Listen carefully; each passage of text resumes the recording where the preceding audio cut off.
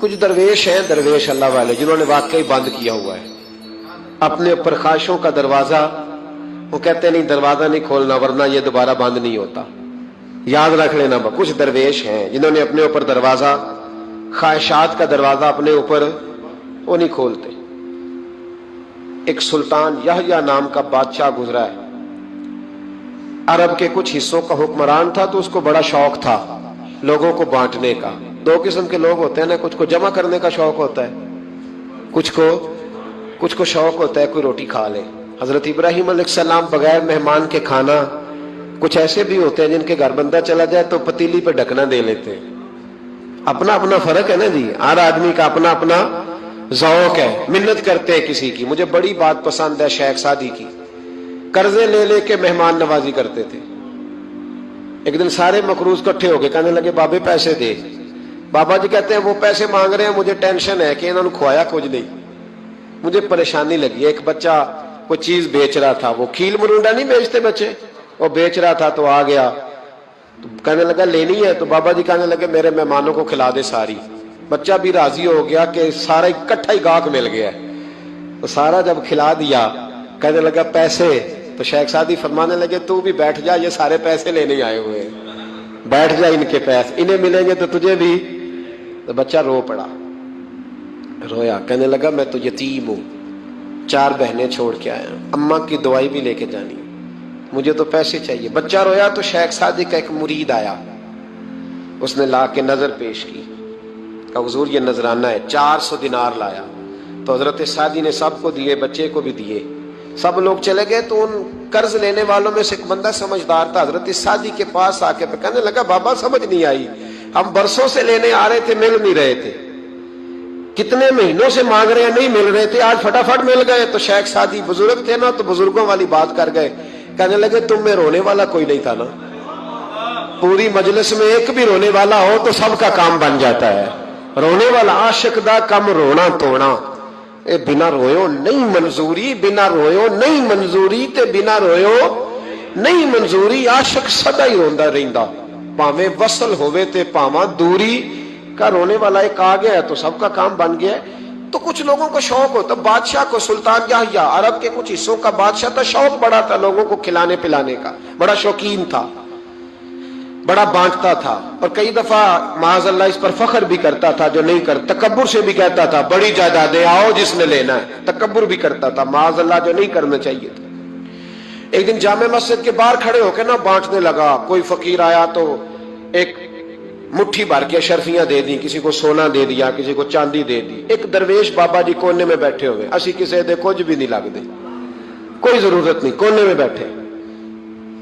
آپ یقین کریں، آپ تھوڑا سا رخ ادھر کریں، دنیا پیچھے پیچھے ہو جاتی ہے. اگر آپ پیچھے بھاگیں گے تو آگے دوڑ کے بھاگیں گے. یہ مزاج ہے قوم کا، کسی کا حال پوچھ لیں وہ بگڑ جاتا ہے، کہتا ہے مجھ سے کوئی کام ہوگا تبھی تو پوچھا ہے. اور آپ چپ کر جائیں، خاموش ہو جائے، یہ بھی بڑی مصیبت ہے.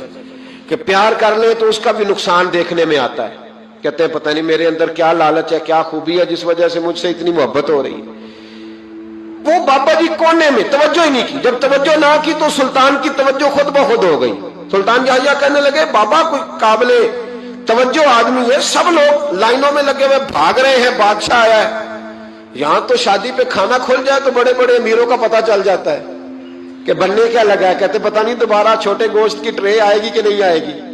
اور اتنا سارا رکھ لیتے ہیں کہ علمان والا فیس. بڑے بڑے امیروں کے پول کھل جاتے ہیں، پتہ چلتا ہے کتنے تگڑے امیر ہیں. تو جب اس نے کہا شرفیاں، سونے، ہیرے، جواہرات، تو جو نہیں تھے فقیر وہ بھی لائنوں میں لگ گئے. لیکن وہ فقیر پھٹے پرانے کپڑے، سانو تخت ہزارے دی لوڑ کیے، نالے کی لگے شہر ببول دے نال، اسی اپنی بال کے سیکھنے، سانو کی لگے کسی اور دے نال. اور اقبال نے اس کی تشریح کی. اقبال کہنے لگے ہوا گو تند و تیز ہے لیکن چراغ اپنا جلا رہا ہے. ہوا گو تند و تیز ہے، تیز ہوا میں چراغ نہیں جلتے. ہوا گو تند و تیز ہے لیکن چراغ اپنا جلا رہا ہے. وہ مرد درویش حق نے جس کو عطا کیے ہیں انداز خوش روانہ، فرماتے ہیں جسے اللہ نے بے نیازی دے دی، لالچ سے دور کر لیا، وہ کسی کی پرواہ، وہ اپنا چراغ جلاتا ہے. اپنی مٹی پہ چلنے کا سلیقہ سیکھو.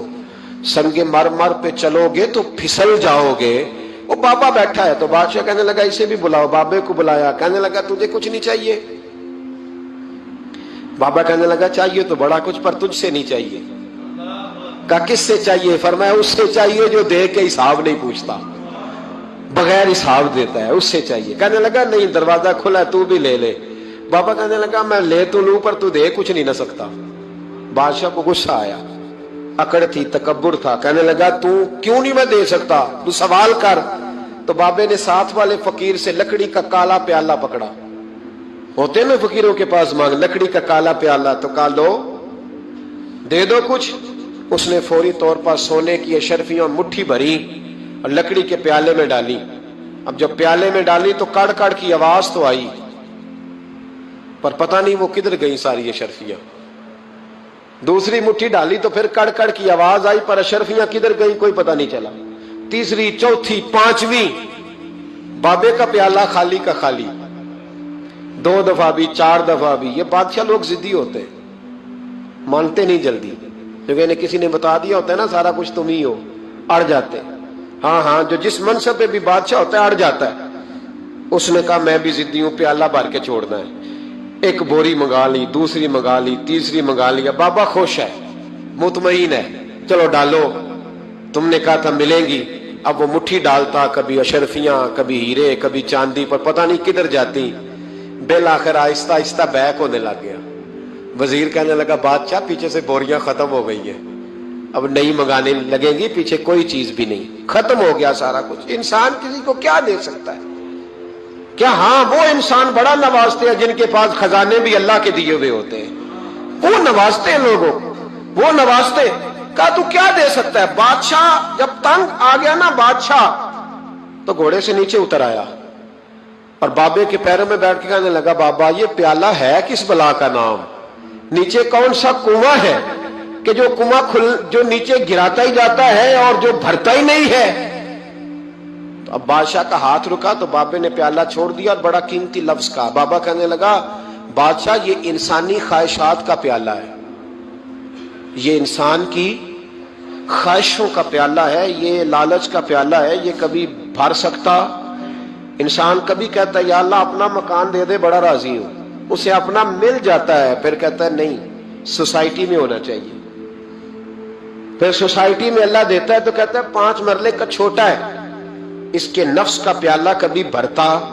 नबी पाक अलैहिस्सलाम ने फरमाया था उस ख्वाहिश के पीछे ना लगना जो तुम्हें नई ख्वाहिश में डाल दे। वो नहीं समझ आई बात किया, बड़ी बात कर दी हुजूर ने एक जुमले। मुस्नद इमाम अहमद बिन हंबल में हदीस है, फरमाया उस ख्वाहिश के पीछे ना लगना जो तुम्हें एक नई ख्वाहिश में डाल दे, उसके पीछे ना लगना। और फरमाया उस ख्वाहिश के पीछे ना लगना जो तुम्हें बेजा ख्वाहिशों के पीछे लगा दे।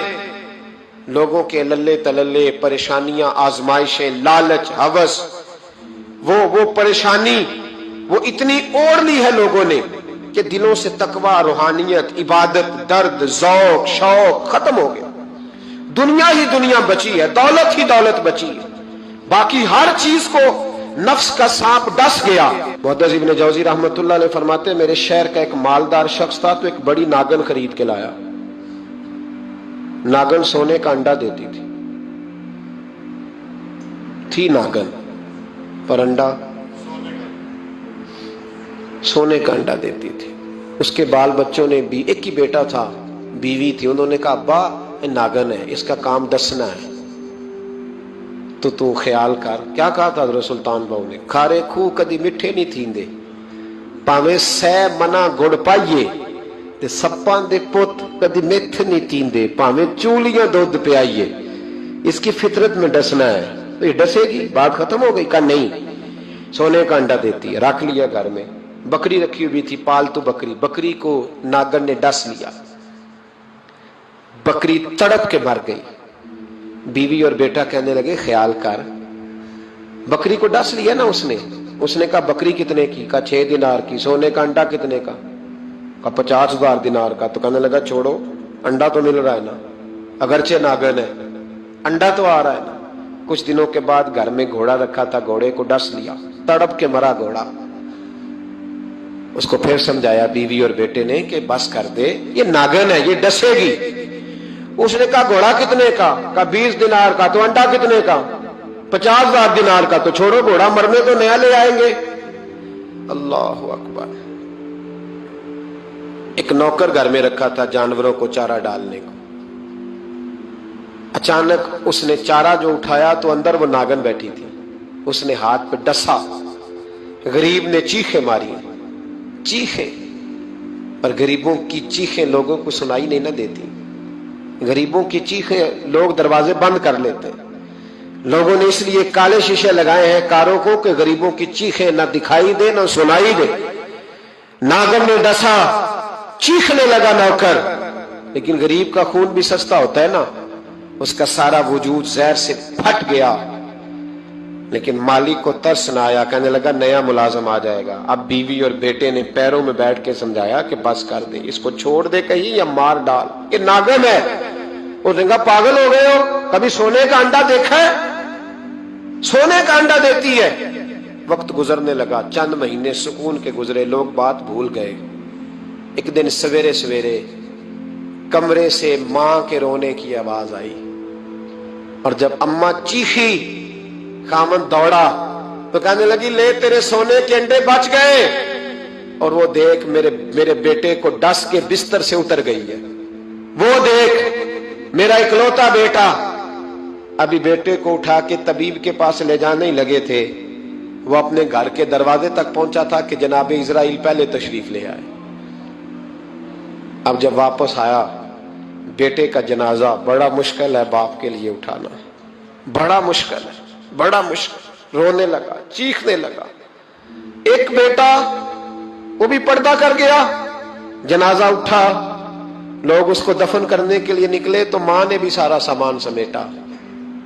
मां ने भी वापस आके कहने लगा तू कहां जा रही है? कहने लगी इस वेड़े में, इस सहन में मेरे बेटे की मौत हुई। यहां सोने के अंडे बचे पर मेरा बेटा नहीं बचा। मैंने उस आंगन को क्या करना है जिसमें सोना तो पड़ा हो पर बेटा मां पुकारने वाला हो ही कोई ना। मेरी तो सारी आरज़ुएं उजड़ गई, तेरे लालच ने हर चीज तबाह कर दी। कहने लगा मैं इसे मार डालूंगा, निकाल दूंगा। अब क्या फायदा, तो खत्म हो गई बात। देख कदरा कुछ कदर न जाती, कीती खूब तसल्ली हूं, दुनियादार पुजारी जर दे, कुत्ते दे गल टल्ली हूं, अब क्या फायदा। बीबी निकली तो शख्स चौक में आया, डंडा लिया, नागन को मारा। और इब्न जौजी फरमाते हैं वो पागलों की जिंदगी बसर करता था।